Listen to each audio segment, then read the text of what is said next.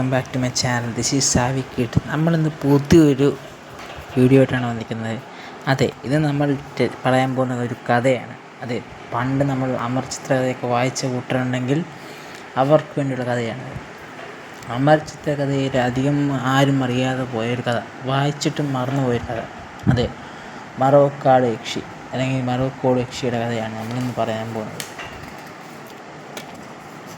കഥ തുടങ്ങുന്നത് 18-ാം നൂറ്റാണ്ടിൻ്റെ പകുതിയിലാണ്. വേണാട് കോലക്കാരൻ അച്യുതനായരും ഭാര്യയും കുഞ്ഞും ഒരു യാത്രയിലായിരുന്നു. അവർ തൻ്റെ അമ്മാവൻ്റെ മകളുടെ പുടമുറ കല്യാണത്തിന് പോകുന്ന വഴിയായിരുന്നു. അതുവഴി അദ്ദേഹം കാട്ടിലൂടെ സഞ്ചരിച്ചിരിക്കുകയും കൊച്ചു വർത്താനങ്ങളും കാര്യങ്ങളും പറഞ്ഞ് ഭാര്യ പറയുന്നു. പിന്നെ അവരുടെ കുഞ്ഞ് കിടന്ന് കരയാൻ തുടങ്ങി. അതിനുശേഷം കൊച്ചിന് പാല് കൊടുക്കാൻ, ഭക്ഷണം കഴിക്കാൻ ഒരു മരച്ചോട്ടിലേക്ക് അവൾ ഇരുന്നു. എന്നിട്ട് പെട്ടെന്നൊരു സന്ദർഭത്തിൽ പാലപ്പൂവിന് മണം അടിക്കുന്നു. അപ്പോൾ ഇതാ ഒരു സ്ത്രീ പ്രത്യക്ഷപ്പെടുന്നു.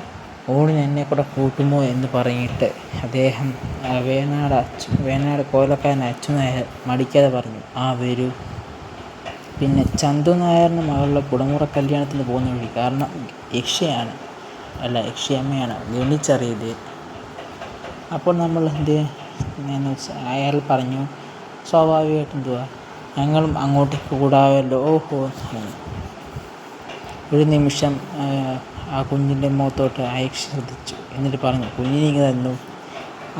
ഭാര്യ കുഞ്ഞിനെ ഏൽപ്പിച്ചിട്ട് പറഞ്ഞു, ശരി, വെള്ളം തീർന്നല്ലോ എന്ന് പറഞ്ഞ് വെള്ളം തിരയാനായിട്ട് അദ്ദേഹം പോയി.